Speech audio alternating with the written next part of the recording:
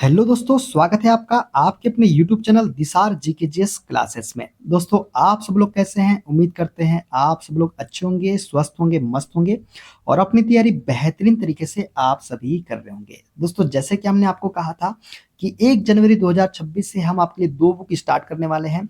एक RRB general science की 2026 वाली और एक सामान्य जानकारी की बुक जो कि 2026 की अपडेटेड बुक है। इसमें दोस्तों हमने आपको कहा था कि हम सभी बुक को चैप्टर वाइज आपको करवाने वाले हैं, जिसमें दोस्तों आज हम आपके लिए इसमें स्टार्ट करने वाले हैं एंशिएंट हिस्ट्री। एंशिएंट हिस्ट्री का पहला टॉपिक है दोस्तों पाषाण काल, स्टोन एज। स्टोन एज के जितने भी क्वेश्चन अभी तक रेलवे के एग्जाम में हुए हैं, सारे क्वेश्चन का सॉल्यूशन हम इस वीडियो में देखने वाले हैं। और दोस्तों, जितना अच्छा रिस्पॉन्स होगा आपका, उतने ही जल्दी आपके लिए सेकेंड वीडियो भी आएगी। तो ज़्यादा से ज़्यादा संख्या में दोस्तों इस वीडियो को शेयर कर दीजिएगा, लाइक कर दीजिएगा और चैनल पे नए हैं चैनल को सब्सक्राइब करके बेल आइकन को प्रेस कर लीजिएगा। हमसे जुड़ने के लिए और क्लास के अपडेट के लिए आप हमारा टेलीग्राम चैनल ज्वाइन कर सकते हैं। टेलीग्राम चैनल का लिंक मैंने डिस्क्रिप्शन बॉक्स में आपको दे दिया है।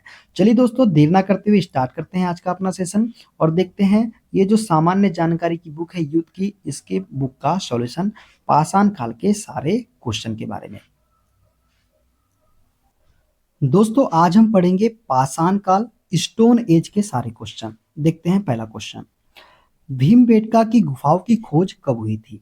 ऑप्शन ए 1955-56 में, ऑप्शन बी 1957-58 में, ऑप्शन सी 1954-55 में या ऑप्शन नंबर डी 1953-54 में। दोस्तों, भीमबेटका की गुफाओं की खोज जो है ये 1957-58 में हुई थी। कहाँ हुई थी, कब हुई थी? 1957-58 में। दोस्तों, भीमबेटका की गुफाएं भारत के मध्य प्रदेश के रायसेन जिले में स्थित है। ये गुफाएं चारों तरफ से विंध्य पर्वतमालाओं से घिरी हुई है। यह एक पुरापाषाणिक गुफा आवास है जिसकी निरंतरता मध्य ऐतिहासिक काल तक रही है। इसकी खोज जो है दोस्तों डॉक्टर विष्णु श्रीधर वाकनकर द्वारा 1957-58 में की गई थी। वर्ष 2003 में यूनेस्को ने इसे विश्व धरोहर स्थल घोषित किया था। कब? वर्ष 2003 में। देखते हैं अगला क्वेश्चन, भीमबेटका के शैलाश्रय भारत के निम्न में से किस राज्य में स्थित है? दोस्तों, भीमबेटका के शैलाश्रय जो है ये भारत के निम्न में से किस राज्य में स्थित है हमें बताना है। Option A Haryana, option B Madhya Pradesh, option C Orissa या ऑप्शन नंबर डी बिहार। दोस्तों, भीमबेटका के शैलाश्रय जो है ये भारत के मध्य प्रदेश राज्य में स्थित है। कहाँ पे? मध्य प्रदेश राज्य में। ठीक है, देखते हैं अगला क्वेश्चन, निम्न में से कौन सा पूरा पाषाण काल के लोगों के लिए एक स्थान से दूसरे स्थान पर जाने का कारण नहीं था? दोस्तों, कौन सा जो है पूरा पाषाण काल के लोगों के एक स्थान से दूसरे स्थान पर जाने का कारण नहीं था, बताना है। ऑप्शन ए संसाधनों का समापन, ऑप्शन बी फसलों की विफलता, ऑप्शन सी शिकारी जानवरों की आवाजाही और ऑप्शन डी मौसमी परिवर्तन। तो दोस्तों, पूरा पाषाण काल के लोगों के एक स्थान से दूसरे स्थान पर जाने का कारण नहीं था, वो था फसलों की विफलता। तो बी इसका करेक्ट आंसर हो जाएगा। दोस्तों, पूरा पाषाण काल की बात करें यदि हम, तो पूरा पाषाण कालीन मानव को कृषि का ज्ञान नहीं था, इसलिए पूरा पाषाण काल के लोग भोजन के लिए फसलों पर आश्रित नहीं थे। वे लोग अपनी भोजन की आवश्यकताओं की पूर्ति के लिए शिकार और भोजन संग्रहण पर निर्भर थे, इसलिए उन्हें भोजन प्राप्त करने के लिए जंगली जानवरों और पौधों की तलाश में एक स्थान से दूसरे स्थान पर भटकना पड़ता था तथा संसाधनों का समापन और मौसमी परिवर्तन के कारण भी एक स्थान से दूसरे स्थान जाना पड़ता था। तो इसका राइट आंसर क्या हो जाएगा? फर्स्टली कौन सा वाला? ऑप्शन नंबर बी वाला इसका करेक्ट आंसर हो जाएगा। देखते हैं अगला क्वेश्चन, निम्न में से कौन सा काल पूरा पाषाण काल के बाद का है? तो दोस्तों, पूरा पाषाण काल के बाद का काल कौन सा है? ऑप्शन ए मध्य पाषाण, ऑप्शन बी ताम्र पाषाण, ऑप्शन सी नवपाषाण या ऑप्शन नंबर डी लौह युग। तो दोस्तों, पूरा पाषाण काल के बाद का जो युग है वो है मध्य पाषाण। कौन सा? मध्य पाषाण इसका करेक्ट आंसर हो जाएगा। दोस्तों, मध्य पाषाण काल पूरा पाषाण काल के बाद का है। प्रागैतिहासिक काल के 3 चरण हैं, पूरा पाषाण काल, मध्य पाषाण काल और नवपाषाण काल, जो मानव इतिहास के आरंभ से लेकर काश से युग तक फैला हुआ है। देखते हैं अगला क्वेश्चन, निम्न में से कौन सा स्थल भली भांति ताम्र पाषाणीय स्थल के रूप में जाना जाता है? Option A Burzahom, option B Utnur, option C Mehrgarh या ऑप्शन नंबर डी कायथा। तो दोस्तों, कौन सा स्थल है जो भली भांति ताम्र पाषाणी स्थल के रूप में जाना जाता है? तो ये है कायथा। कायथा जो है ये ताम्र पाषाणी स्थल के रूप में जाना जाता है। तो डी इसका करेक्ट आंसर हमारा हो जाएगा। दोस्तों कायथा की बात करें तो कायथा मध्य प्रदेश के उज्जैन जिले में स्थित है, जो उज्जैन से 25 किलोमीटर की दूरी पर पूर्व दिशा में चंबल नदी की सहायक नदी काली सिंध के दाहिने तट पर स्थित है। कायथा पुरा स्थल की खोज का श्रेय श्री वी.एस. वाकनकर को जाता है। इस कायथा पुरस्थल को सन 1964 ईस्वी में खोज निकाला था। किसने निकाला था? वी.एस. वाकनकर ने। ताम्रपाषाणी स्थल के रूप में जाना जाता है ये, और मेहरगढ़ बलूचिस्तान पाकिस्तान में है। यह एक नवपाषाण पुरातात्विक स्थल है। बुर्ज की बात करें तो कश्मीरी घाटी में स्थित नवपाषाण कालीन स्थल है। उतनूरू जो है ये तेलंगाना में स्थित है, और यह हड़प्पा युगीन संस्कृति का अभिज्ञान प्राप्त हुआ है। कहाँ पे? उतनूरू में। ठीक है, देखते हैं अगला क्वेश्चन। नवपाषाण स्थल कुपागल किस राज्य में स्थित है? दोस्तों नवपाषाण स्थल है कुपागल, ये किस राज्य में स्थित है? तो ये स्थित है दोस्तों कर्नाटक राज्य में। कहाँ पे? कर्नाटक राज्य में स्थित है कुपागल। दोस्तों कुपागल की बात करें यदि हम, तो कुपागल दक्षिण भारत के कर्नाटक राज्य के बेल्लारी जिले में स्थित एक प्रसिद्ध नवपाषाण कालीन पुरातात्विक स्थल है। नवपाषाण काल में मानव ने कृषि, पशुपालन और स्थायी निवास स्थलों का विकास किया। कुपागल में उस समय के औजार, घरों के अवशेष और पत्थरों से बने उपकरण पाए गए हैं, जो इसे नवपाषाण युग के अध्ययन के लिए महत्वपूर्ण बनाते हैं। किसको? कुपागल को। ठीक है, कहाँ स्थित है? कर्नाटक में। देखते हैं अगला क्वेश्चन। एक नवपाषाण स्थल भिर्राना डैश राज्य में स्थित है।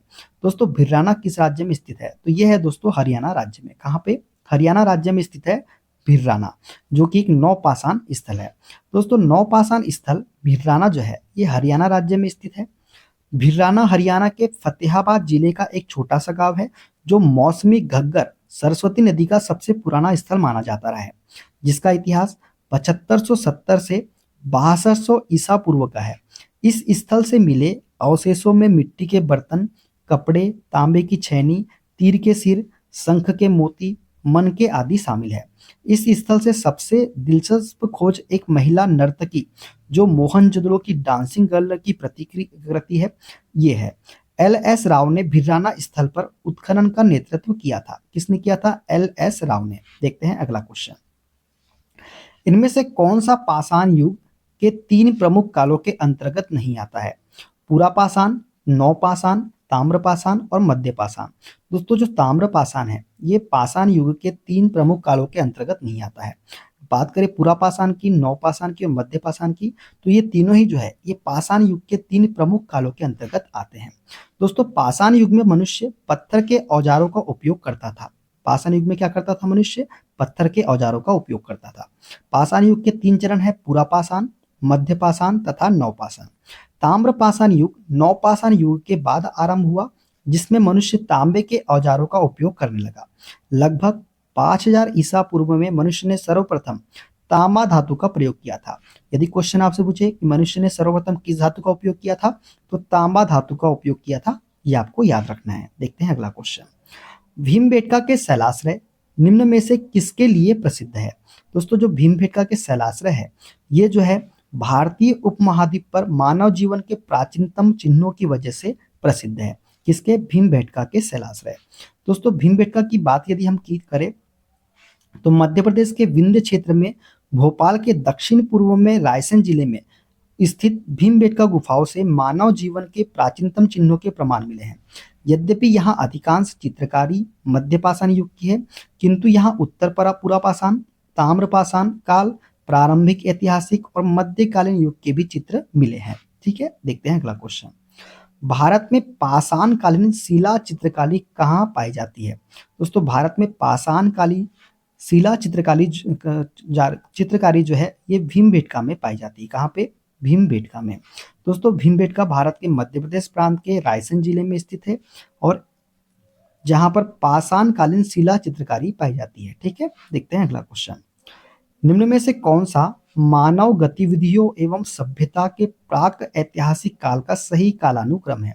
तो दोस्तों सही कालानुक्रम कौन कौन सा हो जाएगा? ये है पहले पुरापाषाण काल, फिर है मध्यपाषाण काल और फिर क्या है? नवपाषाण काल। तो ए इसका करेक्ट आंसर हमारा हो जाएगा। दोस्तों प्राग ऐतिहासिक काल से तात्पर्य इतिहास के उस युग से है जब मानव ने लिपि अथवा लेखन का विकास नहीं किया था और उसका जीवन पत्थरों के इर्द गिर्द ही सीमित था। इसलिए इसे पाषाण काल भी कहते हैं। इस पाषाण काल अथवा प्राग ऐतिहासिक काल को 3 भागों में बांटकर देखा जा सकता है। कौन-कौन सा? पूरा पाषाण काल, मध्य पाषाण काल तथा नव पाषाण काल। अब दोस्तों प्राचीन भारत के इतिहास की यदि बात करें तो एक है प्रागैतिहासिक काल का लक्षण, एक है आद्य ऐतिहासिक काल का लक्षण और एक है ऐतिहासिक काल लक्षण। दोस्तों प्रागैतिहासिक काल लक्षण में लिखित साक्ष्य उपलब्ध नहीं थे, पुरातात्विक साक्ष्य उपलब्ध थे। उदाहरण की बात करें तो ये पाषाण काल इसका उदाहरण हो जाएगा। ठीक है।